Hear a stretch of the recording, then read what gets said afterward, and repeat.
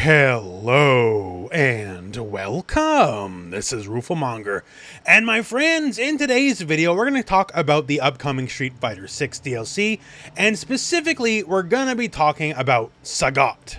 He's the first character of the DLC pack. He's probably out in 2 months-ish, maybe? I don't know, we'll find out. And he's one of the most iconic characters in all of Street Fighter, so it's sort of a big deal. Now, a bit over a week ago, we did make another video about Ingrid specifically because, well, she's a lot more of an unknown. A lot of people just don't know who she is to begin with. And, well, she's barely a character as it stands. So whatever she'll be in Street Fighter 6, it's going to be very different. Very, very different. Sagat, however, is established. Hell, we even got just a little bit of a peek of gameplay for him, which we'll go more into later as well. So we got a good idea of what's going on here, although being a new game, Sagat's going to exist in a new ecosystem, so not everything can necessarily be the same that it always has been. Now, for the uninitiated, just because I know some people, they're starting with Street Fighter 6, they don't got the history going back all the way, they probably only know this about Sagat. Iger! Iger! Iger! Iger! Iger! Iger! And fair enough, if that's the thing you know, that's probably a pretty good thing to know, right? Tiger, tiger, tiger, tiger, and occasionally tiger uppercut. And besides the gameplay itself, Sagat is one of the few characters that actually has room for character growth. He's had a long arc going all the way back to the original Street Fighter 1. That came out in 1987. It's been some time. And he was the boss. He was the guy that Ryu beat. And you may notice he didn't have the scar back then. Actually, as a consequence of this fight, that's when he got the scar. Also, if you ever do this fight, this music will be baked in your head forever.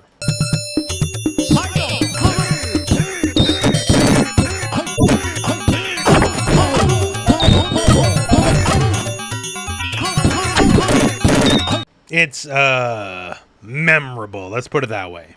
But yeah, Sagat's arc is, he's the original champion of Street Fighter. He's the king, after all, and he lost to Ryu in Street Fighter 1, and that messed him up big time.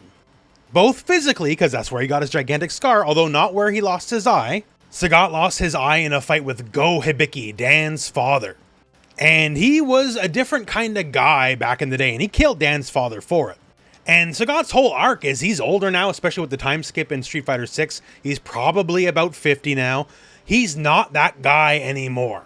He was driven by like a lust for combat and conquest, and now he's just wants to live a peaceful life, basically. Although, in, trying to live a more peaceful life, he still has the sins of the past, and they're numerous. He wasn't a good guy back in the day. And he's also struggling with what Ryu has conquered. He struggles with the Satsui no Hado. The will to win the Satsui no Hado, him fighting Sagat was Ryu's first instance of it, right? That's how he got that big uppercut to get the big old scar on his chest. And so Ryu was struggling with the idea of getting more power.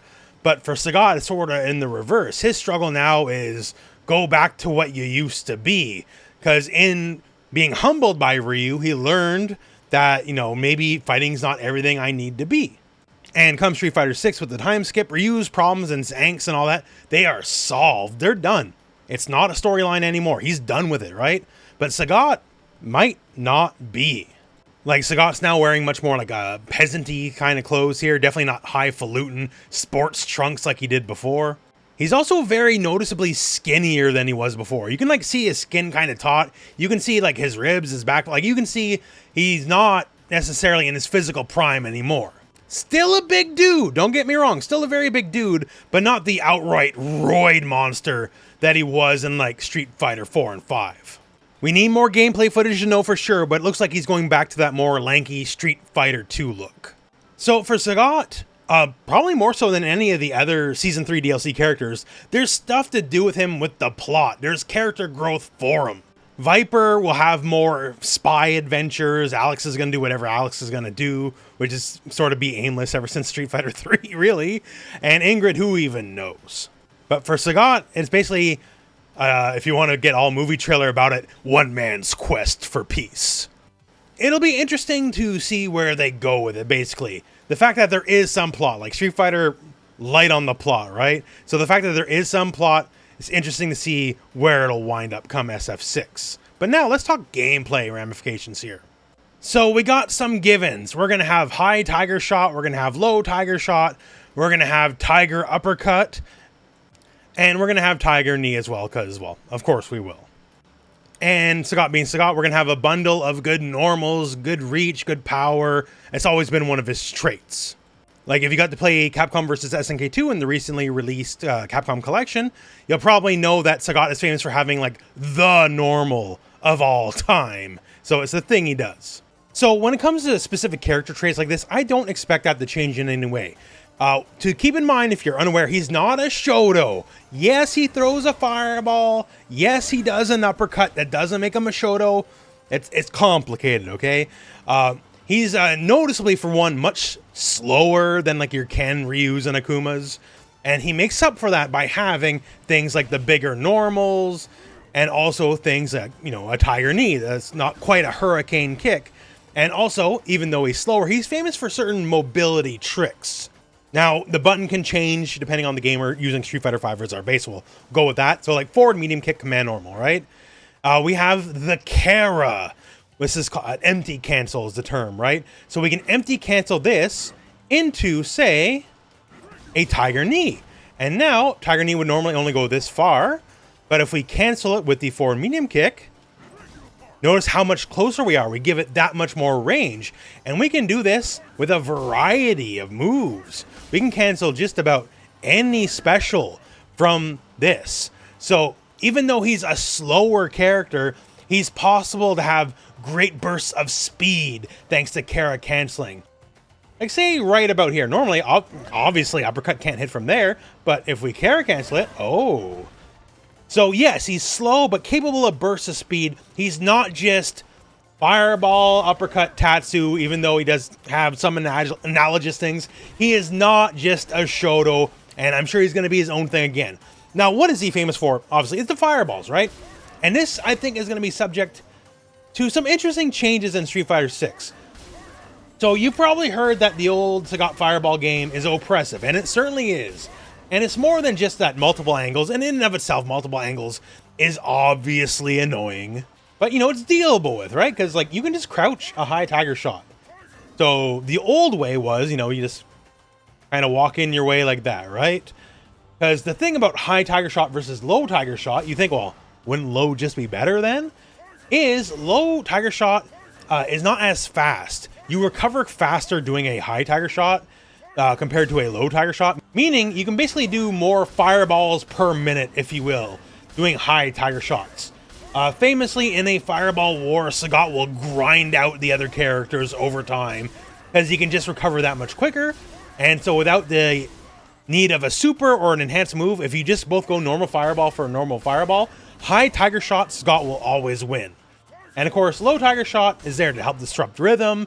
Many characters have moves that'll go under a high tiger shot that will not go under a low tiger shot.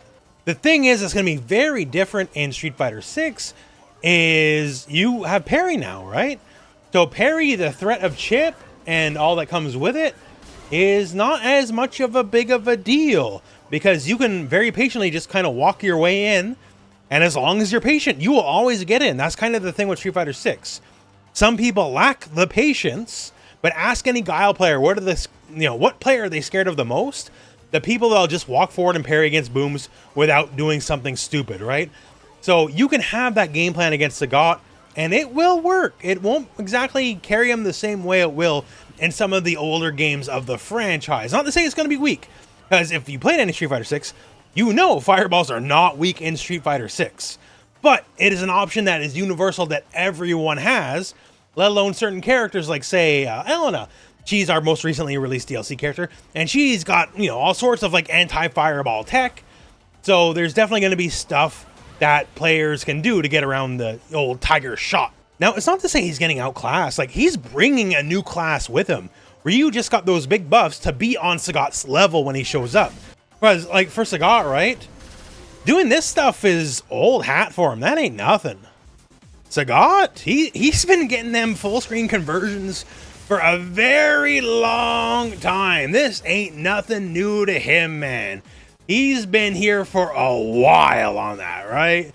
So, like, this is, you know, with Ryu's buffs and Sagat coming in, we're upping zoning to the next level, more than likely in Street Fighter 6. So, once again, the classical zoning will be strong. The moveset will mostly be the moveset.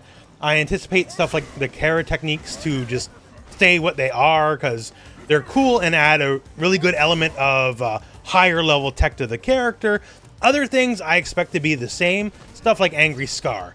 So technically Angry Scar was a nerf, right? Angry Scar was there to like legitimately just nerf his uppercut. But now it's a cool aspect of the character. Oh, I can feel the rage of my Scar, and then my next uppercut gets better, right? Versus it being not quite as strong, not quite as invincible, not quite as damaging, blah, blah, blah. So Angry Scar is a fun little buff. I bet will return some way, some form, somehow. In fact, I wonder if that will be his level 2. The level 2 in Street Fighter 6 is the buff super slot, right? For anyone who has a buff, it's going to be their level 2. And perhaps it's going to be quite simple but effective in that you level 2, you do Angry Scar, and then your next uppercut does like 300% damage or something like that, right? It keeps that classical interaction with the buff while giving it a Street Fighter 6 flavor. Because Lord knows those level 2s are generally some of the most oppressive supers in the game. Think Blanca, think Rashid, think JP. So why not just level 2 Sagat? He gets a Scar, and then you're terrified to jump until that little install bar goes away, because the next uppercut is going to take your head off. Or conversely, you know, hey, he does have 2 buffs in Street Fighter 5 specifically. He also has the Hanuman Charge, and it's basically Angry Scar, but for Tiger Knee, and it like just turbo buffs Tiger Knee. So maybe it could be both, right? One way or the other, one of them is going to get buffed, or maybe both will get buffed, because buffing is something he does now. That's part of his character identity, that he can just buff moves. So I think that could be something where the level 2 will be going. And going back to the gameplay that we do have, so we do see the classical stuff, right? Fireballs, uppercut, knee, sure. But then we also get some of this here. So some different, more strike-based offense. So that's a little evocative of his V-Trigger 2 in Street Fighter 5. So V-Trigger 2 actually gives him multiple things to do, but one of them is kind of like a big knee Muay Thai combination, right? And the other one is a gigantic guard break move. And from the Muay Thai combination, naturally you can get some combos from it. Like you can do this, juggle them in the air, do that, and in that footage, they're getting juggled in the air, and then obviously some sort of level 3 is going on, right? So that looks like it's going to be more of a base special move now, at least that's what I think, because, it can't be a level 2 if they have bar to go into a level 3 after the fact, right? So when it comes to, say, things like supers, I anticipate level 1 just to be a fireball style super, right? That's kind of standard, and for him, it would probably be more of a showcase super as well, because he's really good at getting full screen conversions off, say, like an EX Fireball. Level 2, I anticipate to be some kind of buff. Like we have Angry Scar, we have Hanuman Charge, we have V-Trigger 2 itself giving new multiple attacks and unlocking new parts of his offense, right? So some sort of buff feels about right. Not just like a generic level 2 do damage, maybe invulnerable against fireballs from further away. That's not his bag, right? He is a character that's been established that he will do things that make you scared once the buff is up now. That's kind of part of his identity going from like later Street Fighter 4 onwards. So I feel a buff will be about right. And for level 3, well, it'll be some big like cinematic level 3. That's how it's done. Very few level 3s have utility outside of just doing a lot of damage. I don't really expect Sagat to be any different on that front. It'll look cool though. It'll look cool. So that's some thoughts about Sagat and Street Fighter 6. I do anticipate him to be not too changed overall. Like when it comes to Viper and Alex, I expect them to have a lot more of their core moveset changed up. Viper is perhaps a little too difficult for the modern audience, you could argue. That's an argument. We'll get to that argument when we get there. After all, modern Viper is going to be a thing, right? And Alex, I feel, has a lot of room to grow and a lot of room to change. So it's going to be interesting to see where that just kind of all goes in the end.